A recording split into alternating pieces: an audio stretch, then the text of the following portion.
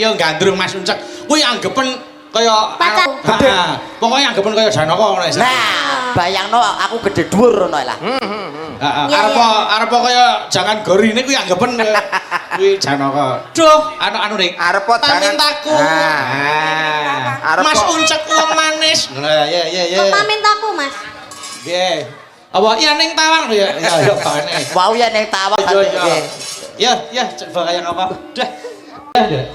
Ayo dah. Aja ngono. Iki uang lho.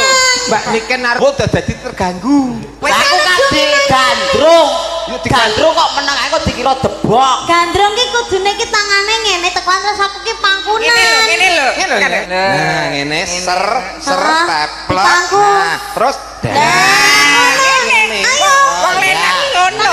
Tangan kene. Nah. Wah. Piye lho? Mosok kudu tok lho. Ngene ngacek banget lho tanganmu. Kudu tok. Ya nek urung iso mangku ya sing sabar kae jenenge wong lagi trubus. Ayo.